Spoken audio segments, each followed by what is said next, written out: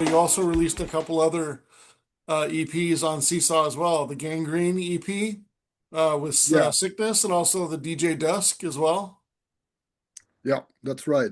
You had some good tracks on there, though. Sickness reminds me of something like is that EP is definitely a little harder. Yeah, it sounds like something like off +8 Records, or like something off of, like a definitely more hardcore in some ways, but more hardcore techno. yeah. It was an experiment because the rave scene started, and I wanted to try it also. You make music, so you try all kinds of things, and it was also like a bit of fun, just having fun. Yeah, Everything distorted too fast. 155 BPM. That was crazy in 1992. That was like unheard of. How did your relationship start out with Djax? Well, I I knew Marius Kuilenberg, Okay. DJ from Den Bosch here, and he was DJing at the Starwood party where the DDT record came from. There was the Starwood party was based on the party Starwood party that was illegal. And that's why the track was made, and that's why the release was made. And he played there as a DJ, and he had the idea of let's do some music together. And like, okay, well, he had all the kinds of samples, and he was a DJ. He had ideas, and I had all the equipment. And well, that worked well. So we did. So that's how we started. And he had some ideas like, well, I know this label. So okay, sure. So he contacted Jackson. Jack, sure, come over with the tracks, and that's how it started. So we did 2 EPs together, Marius and me.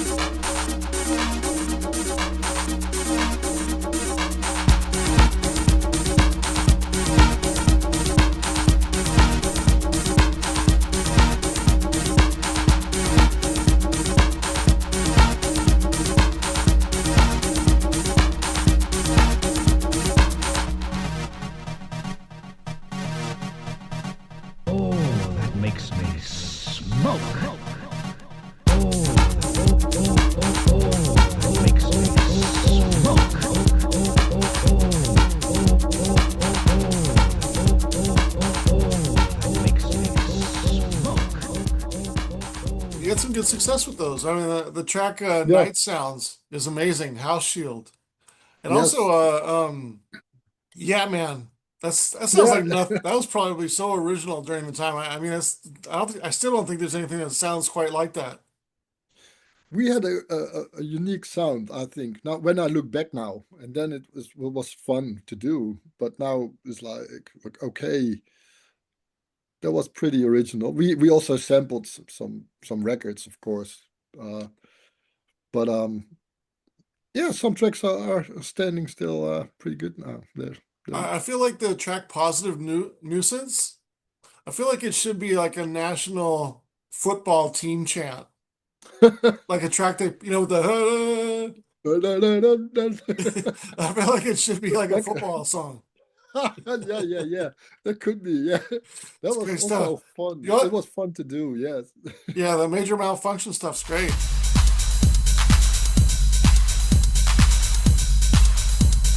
It is by will alone I set my mind in motion.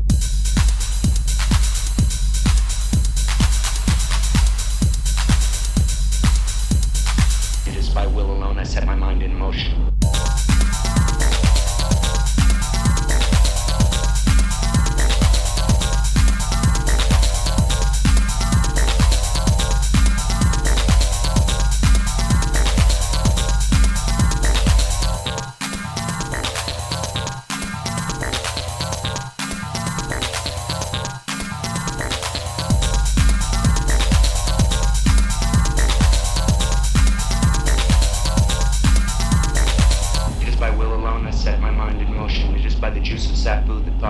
speed, the lips acquire stains. Stains become a warning. It is by will alone I set my mind in motion. We only did 2 records, and then he was more into the DJing, and I wanted to do something on my own with music. We had some musical differences with ideas of recording, and well, that was okay. We didn't really split officially, but we just like, okay, I'll do this and you do that, and I had other musical projects that I wanted to do, so it just stopped a bit. Yeah. Yeah. You also had a really nice track on the Expanding Universe. Yep. Really great track on ESP Records.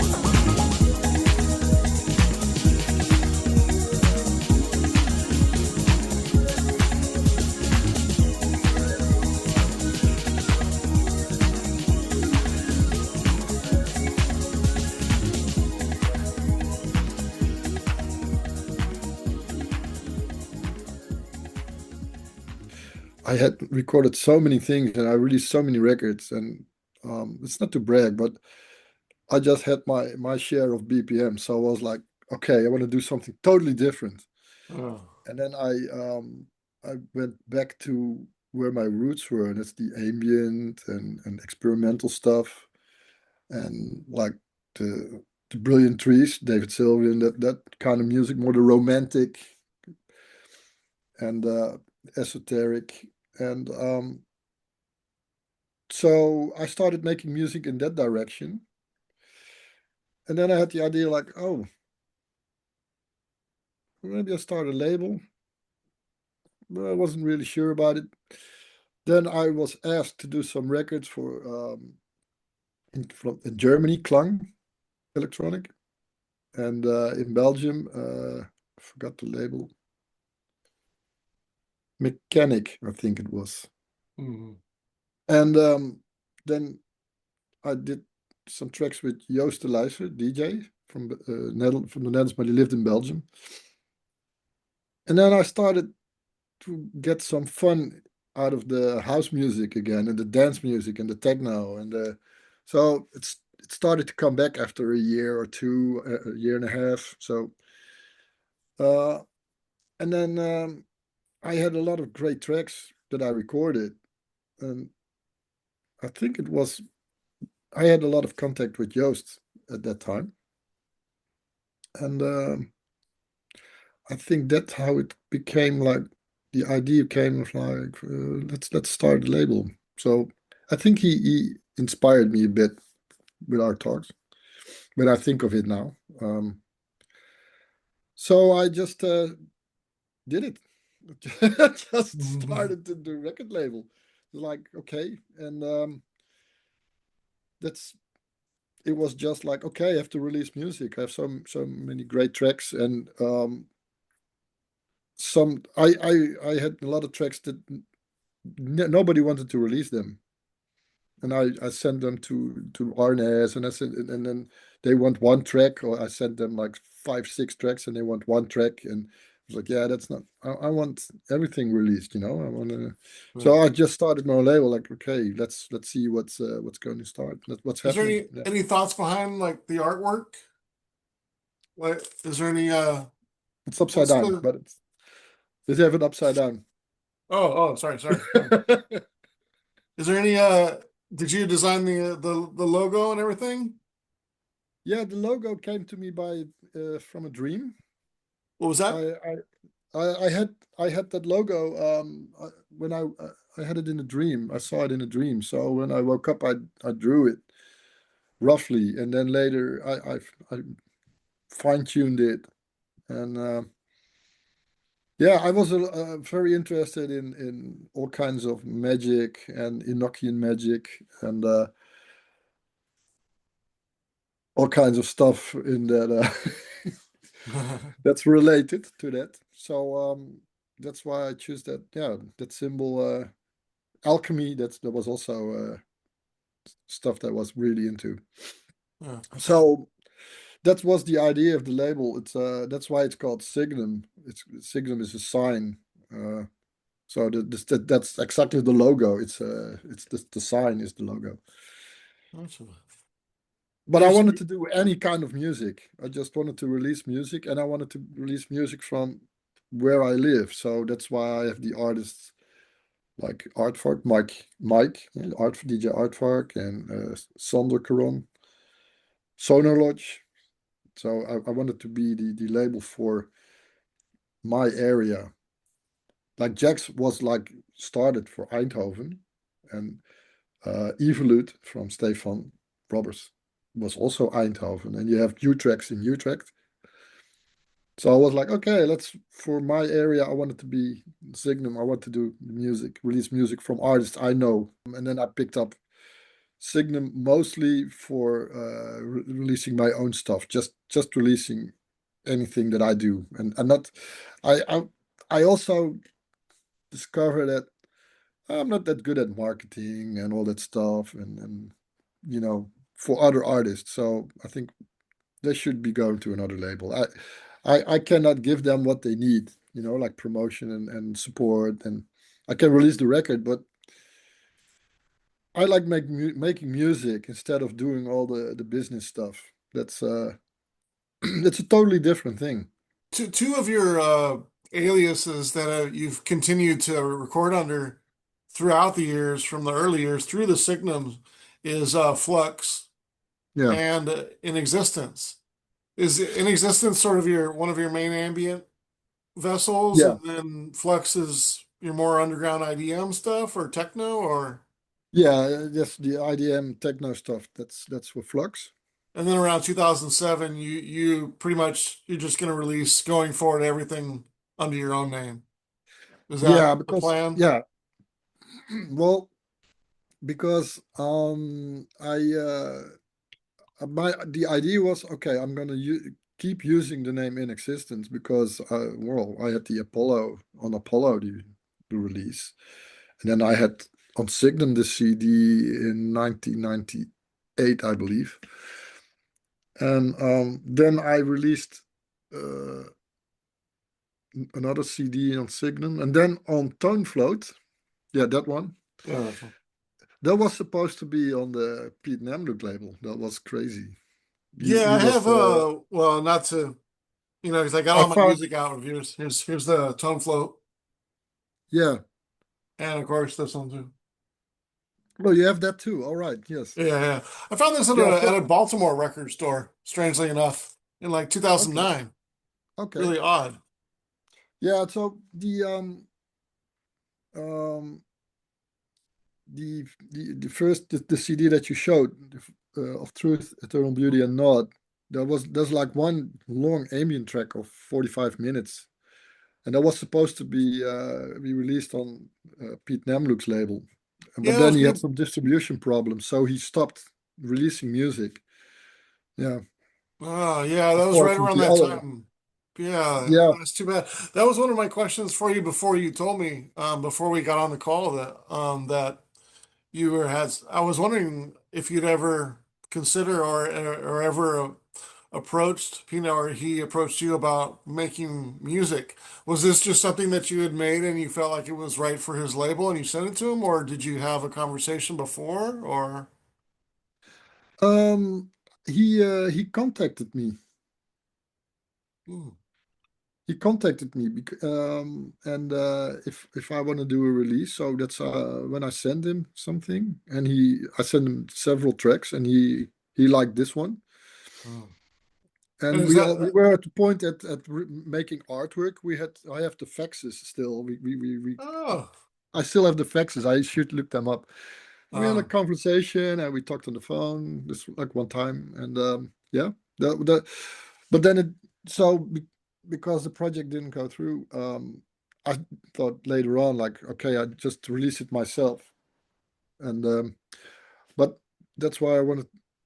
Okay, why am I telling this? Because then the Vow of Silence Oh, album you showed In-Existence on Tone Float yeah, came out, and then shortly after that, the High Intolerance Towards Low Energies, but gotcha. it was on Tone Float. That was under my own name. So the guy from Tone Float was like, okay, so you have like two different names, and all those names, you got 26 names. Why don't you just use one name? And I was like, yeah, I don't know. I never thought about it.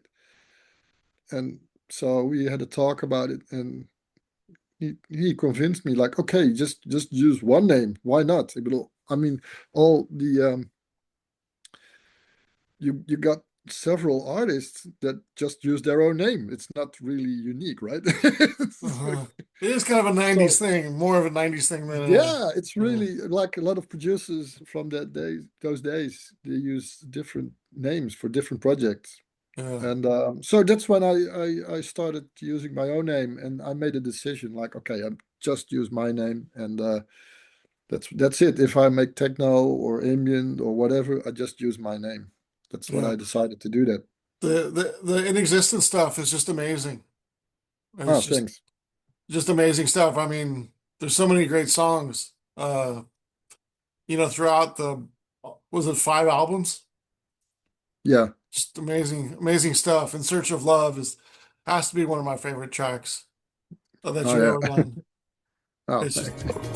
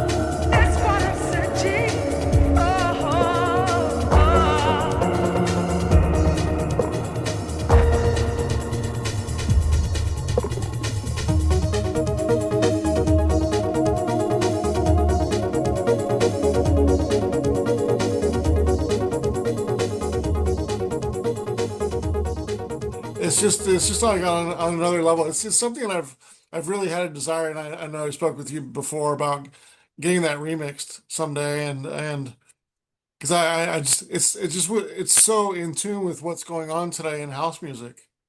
It Yeah. has this like, and there's something and it's funny that you mentioned about the Signum, the story behind the Signum with the I'm not with the I guess the spiritual side, or you mentioned a little bit about the Yeah. The well, esoteric and spiritual. Yeah. yeah, I get that through a lot of your music. Case in point, Yeah. like you always kind of have, especially in the last 25 years, a lot of your material has like I wouldn't say a music concrete angle or an abstract angle, but there is some sort of like I don't know if it's the recording also. I mean, this picture is perfect for it. It Oh, kind of yeah. has that kind of ancient, kind of ex kind of mysterious, kind of mystical, but also kind of it almost sounds like how this looks, like if that makes sense, like it's stone, Oh, yeah.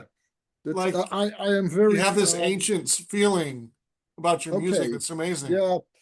I I think it's very important to use the artwork, that it matches the music. Well, everything I make is like a diary.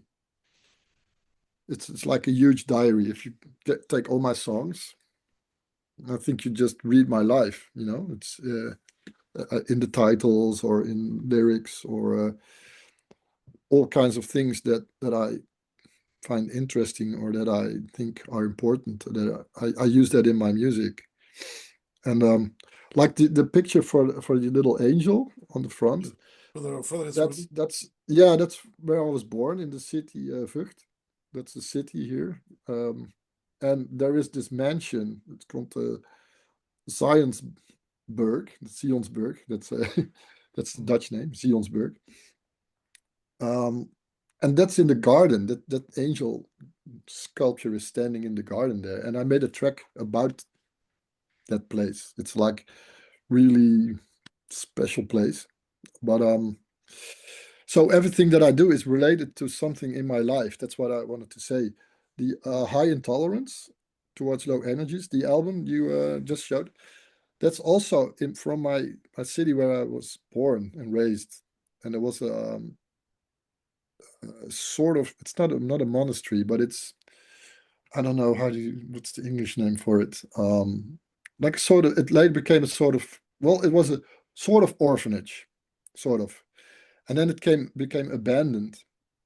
And I sneak in there, took pictures, and that's what you see on the sleeve. That are the pictures. These are the pictures of the building. Wow. Like inside. And it was like, that is the wall, and that is not a tree, that is like a pipe.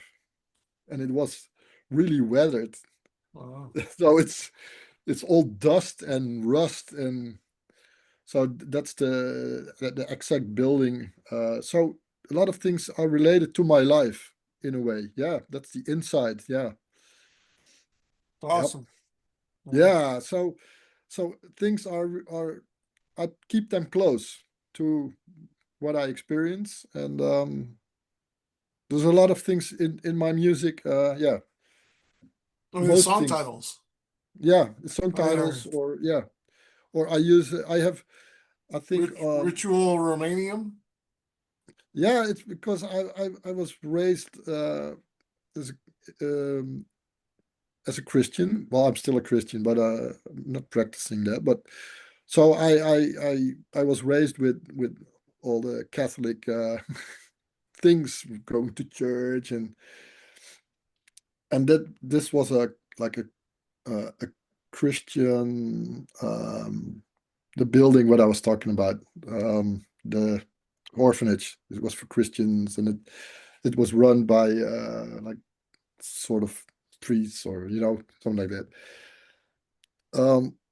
So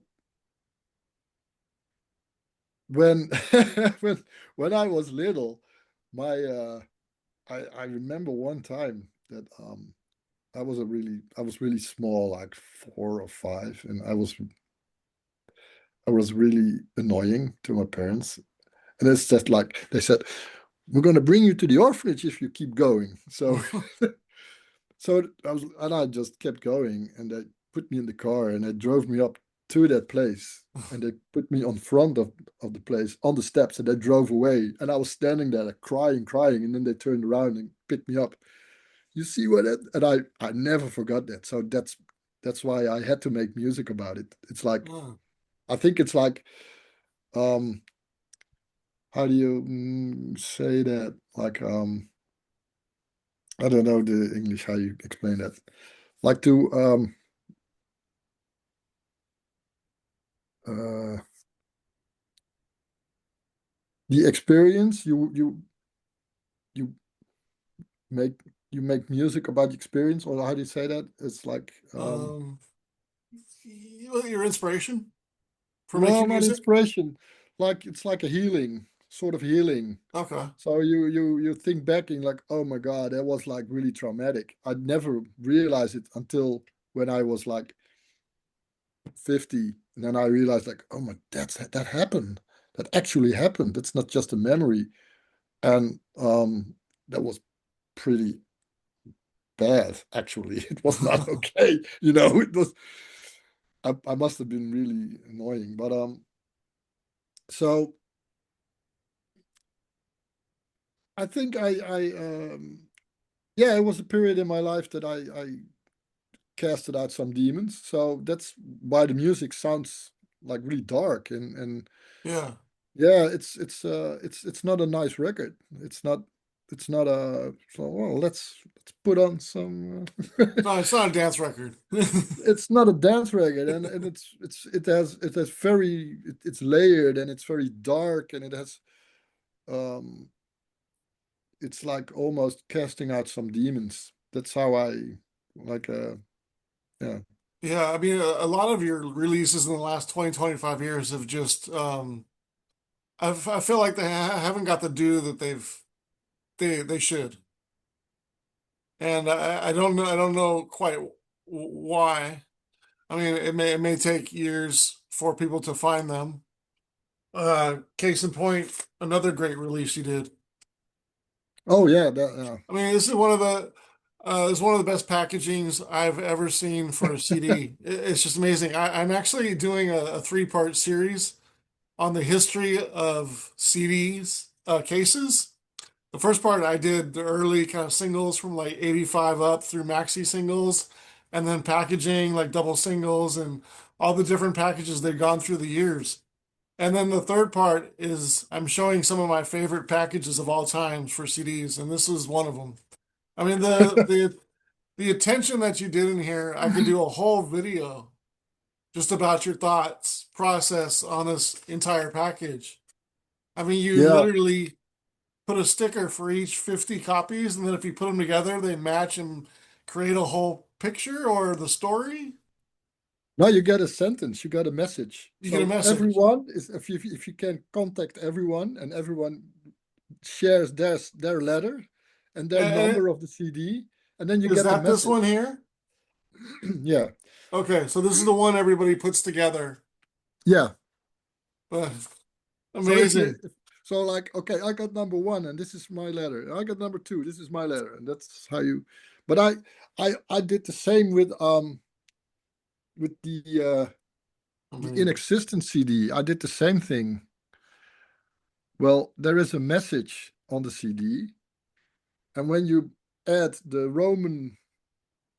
numerical Roman letters like the M and the D and the C and the I, if you add them, you get the year of release Wow. Yeah, in the artwork of the. Well, there's a lot of yeah. I I mean, have just I wish I could. I can't do this justice by on this video here, but this booklet here. I mean, it's like looking at.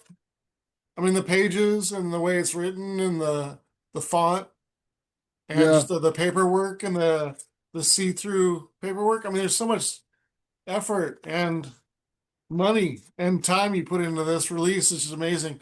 I hope this gets a vinyl release sometime. yeah. I did one time some. Oh, you know him also. Fortunately, he's not with us anymore. Frey de Vos. He wanted to do a release on vinyl. He suggested it.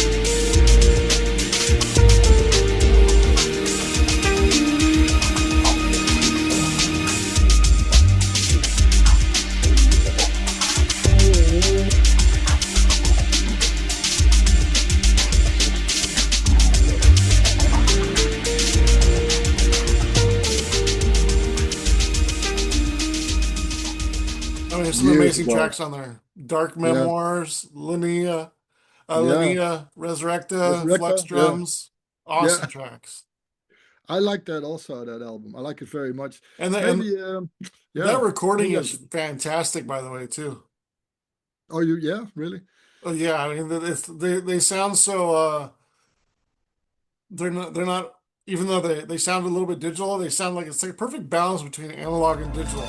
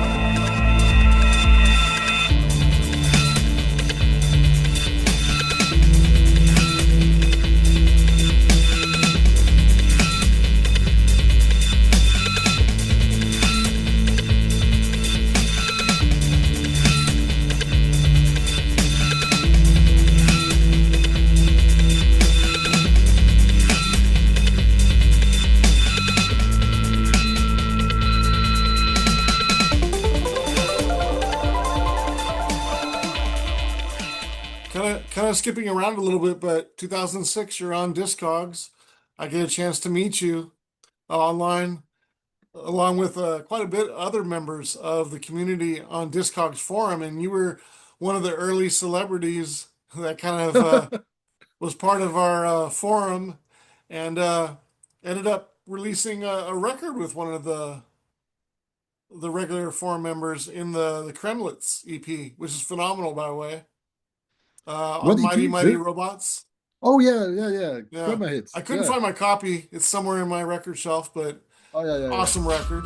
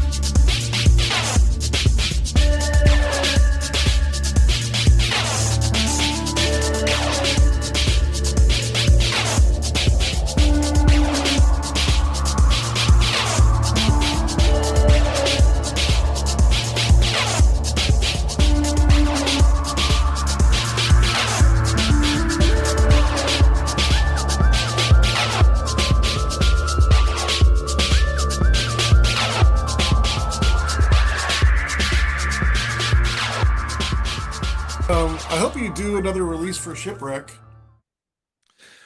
Well, yeah, Awesome. You did 2 records for Shipwreck, kind of jumping around here on different releases in your last 20 years. Go but ahead. one of the most amazing electro tracks I've ever heard. Just Thank you. Yes. awesome. So powerful. Yeah, it's powerful. And yeah, it's when making the track, it just happened. I was It like just in this flow, and the level just gets more intense. yeah. It's unreal. Yes, I think it's a bit how do you say that, overlooked, the track. I think Yeah. it should get some more I was expecting to get more attention with the track, but that's okay.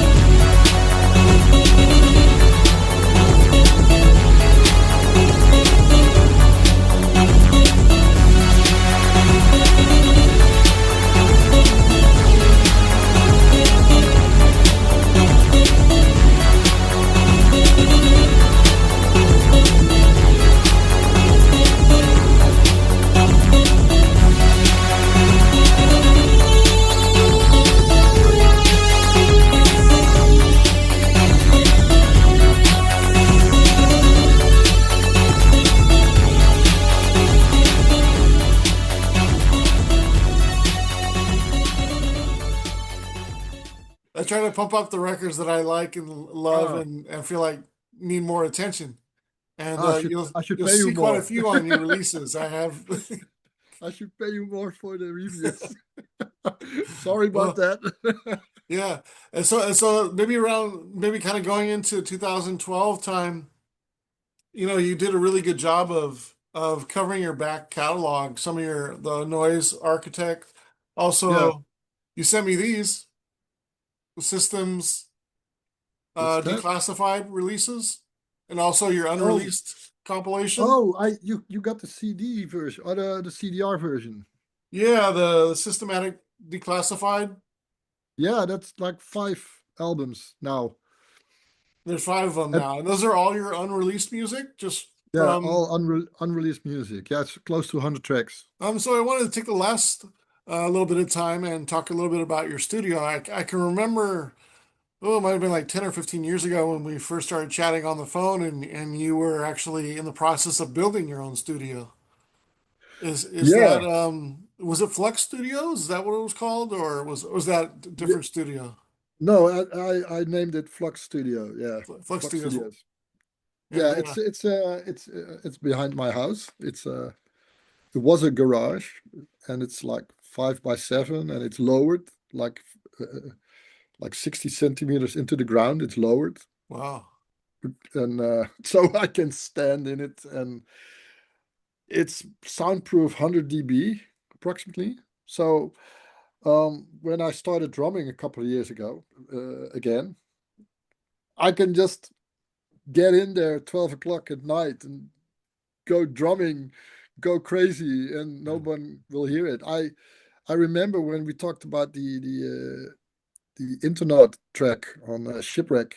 Mm. I mixed that like 2 o'clock at night. I mixed it like really loud, and I did a video like listening outside, and only when I put my ear to the glass, because it's a cage in a cage, and I can like hear a little vibration, but it's completely silent outside. So I'll have to that's great. I'll have to include some pictures. Yeah, I could, maybe later on I can give you a little tour with the camera. We can do that later on. So Yeah, you I'd can love to. I'd make love some to see it. stills.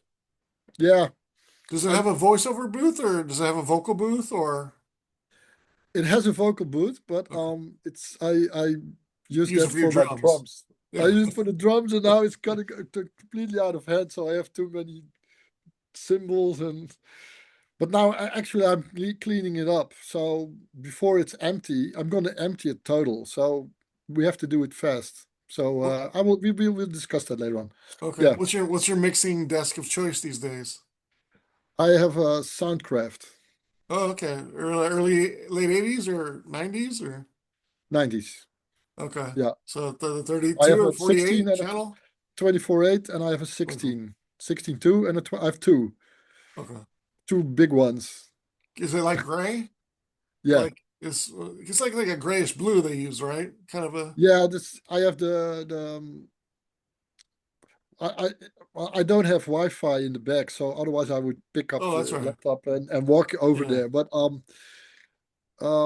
I will film it. We do that. I will film it Okay. just that you though I have the Spirit Live 16.2. That's how I recorded all the Outrage tracks also. That's from 90. I bought it in 1992. And later on I bought the 24.8.2 Spirit Studio. I Well, like Soundcraft. Yeah. yeah, yeah. And are you a big mic collector or you have a No, I have like one good mic, which is not really that good, but it's like the Shure SM58 or SM57, right? something. Yeah, something Yeah. like that. This And that's how I record everything. So I'm pretty, yeah, I that's should like do it the better. that's like the standard microphone for drummers for toms for SM57. Yeah, I record the drums with one mic. Really? Just Yeah. not even two overheads, just one mic. No. It's like I recorded with one mic, and I placed it above the bass drum, Okay. so it picks up the snare and the hi-hat, and I just place it a little like this, and then I filter it and equalize it, and I recorded over the last, I think over the last 2.5 years, I recorded over 50 tracks with that I play the drums, and I think about 40 will be released. Mm. And it's some things, some tracks sound like 60s hippie stuff, and I'm really having fun. I'm not doing dance music, and it's really I'm really enjoying myself. I'm doing bossa nova drumming and Latin drumming, and so and I'm cutting it up, and I'm making my own samples. It's fun. So it's provide so your space is providing a lot of inspiration for you. Yeah, but yeah, and now my computer broke down in December, so I have Yeah. a new computer now for making for recording for with Logic, and You were able to save that old hard drive. I thought I remembered yeah, having. Yeah. yeah. I saved. I saw it coming, so he Mm. did. He was he had some little problems, and they got worse. So I really worked my ass off to mix everything and save everything and copy files, and I did all kind of mix down.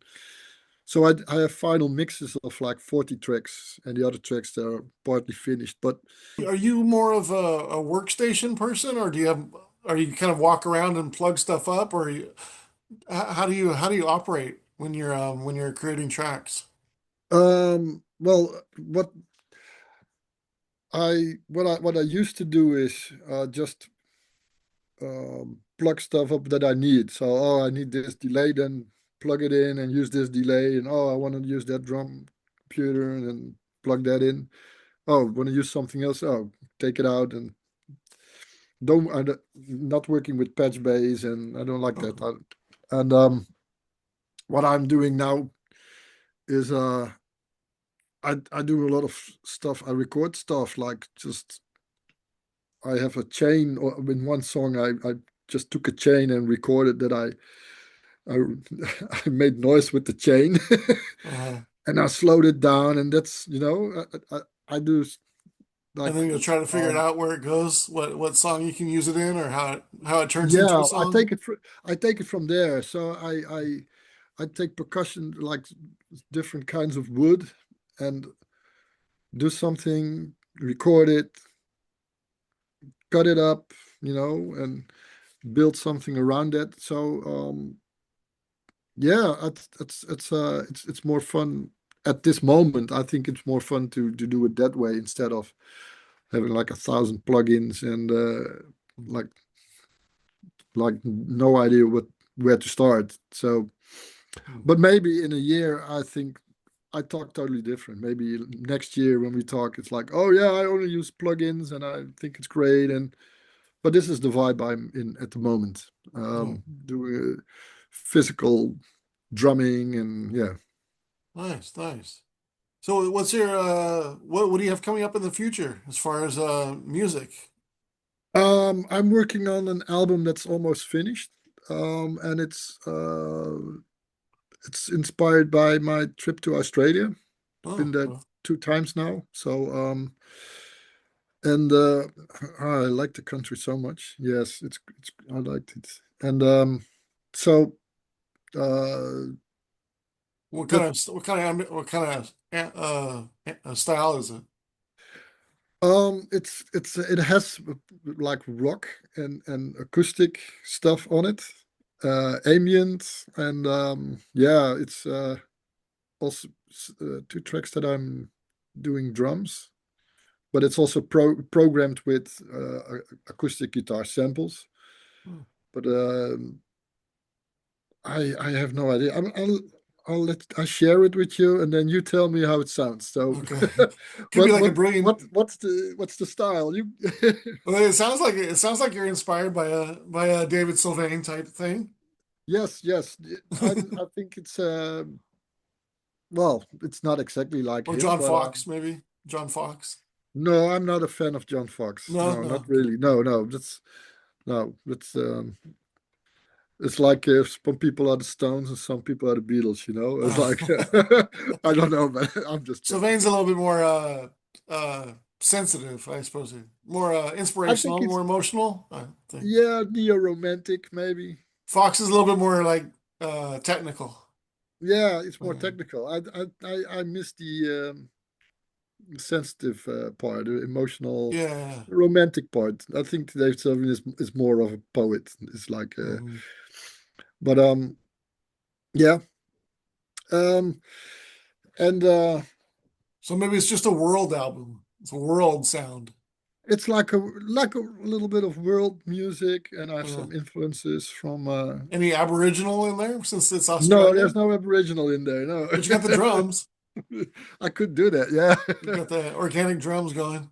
yeah. It's more like a description of yeah, the trip to it and staying there. And I visit Linda there, who was the singer on the last single. Yeah, She nice. lives in Melbourne. Great. She's actually from the same city where I was born. We were born here in we went to the same school, elementary school, when we were kids. Wow. So we met through Facebook again, and she lived in Melbourne, and it That's was like, oh, awesome. that's fun. Like, so she ended up there, and we got in contact, and like, oh, well, I make music. Oh, I like to sing, but can you sing? Well, I don't. Yeah, I don't. I can sing, but I'm I'm a bit you know. I never really sung for a record, so oh, let's try that. So that's how we ended up recording the single "Forest." Yeah, it's her vocal's great on there. Yeah, she has a very Haunting. Haunting. yeah. It's a good voice. She has a very Yeah. nice voice. Yeah. Yeah.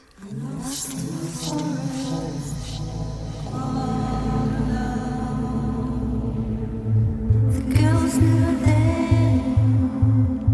It's always, always the same. I'm running towards nothing. Again, again, again, again, again,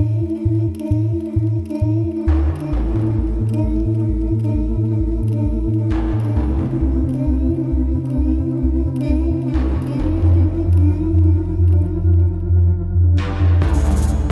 it's always the same.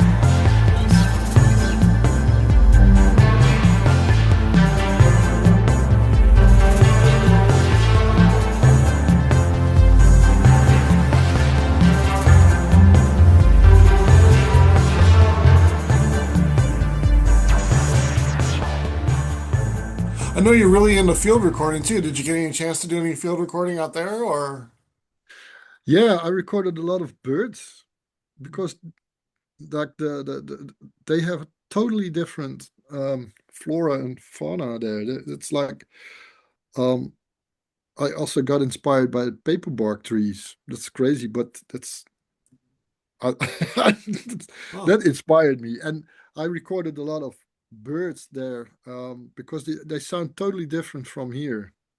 more In tropical or I yeah, suppose yeah, yeah, it's yeah more exotic for me. exotic? Yeah, yeah. Yeah, and I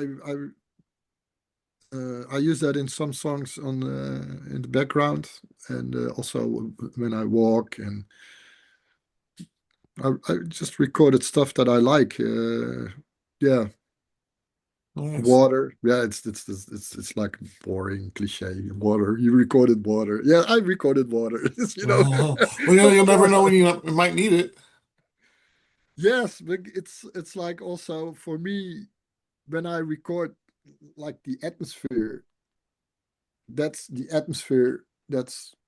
Um that's maybe not upfront in the music, but it fills the music, the atmosphere of that place. When you use the field recording in that song, um, I think it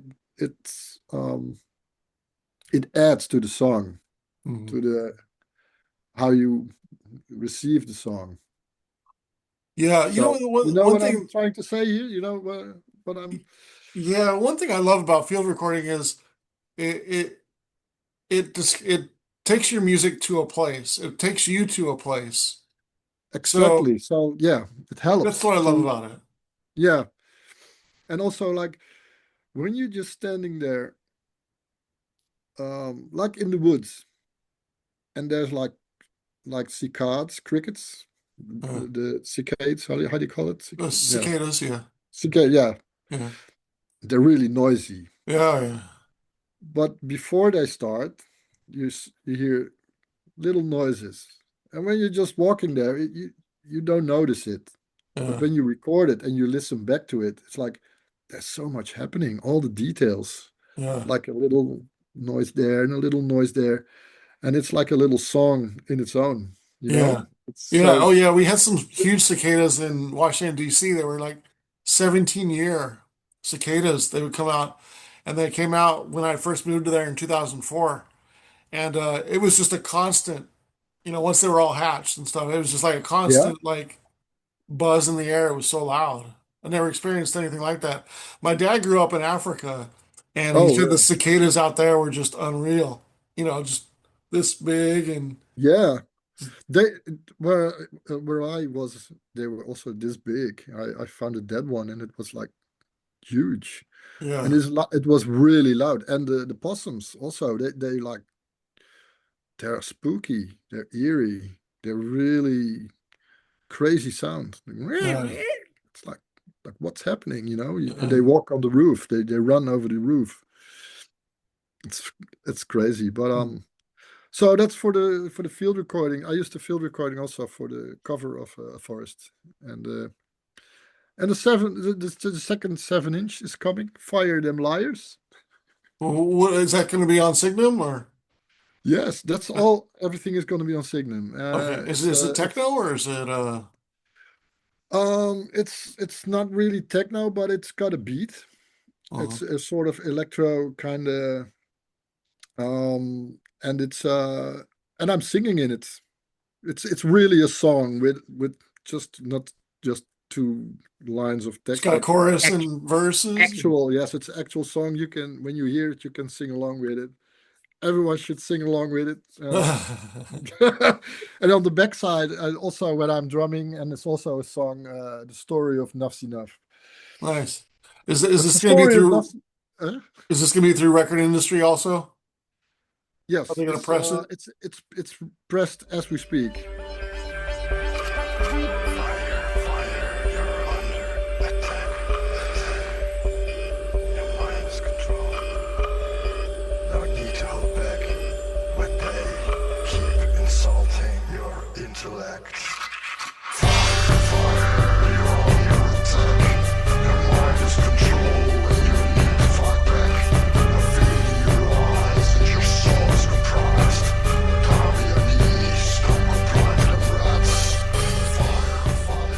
One thing we didn't get a chance to talk about, but I'd love to go in depth with you someday. But if you could, can you tell me a little bit about your collection behind you? Is this, I know, I mean, how many records do you have now? Is it from your whole childhood on? You've kept everything? It hasn't really sold anything? Oh, Or no, is it a lot of demos, test pressings of your own work? Like, is it everything?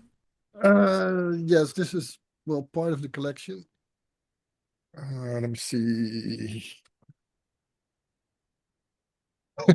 Ugh. Yeah, that's probably a good 20,000 right there.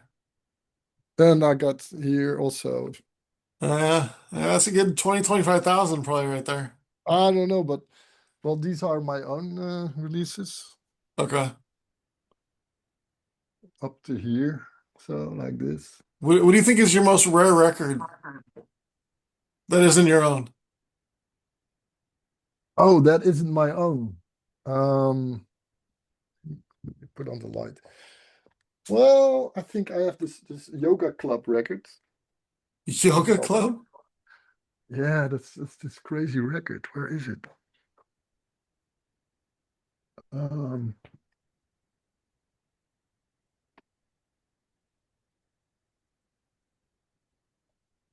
well, one of my favorites. This is also a rare one. Huh. Maybe Got I should me.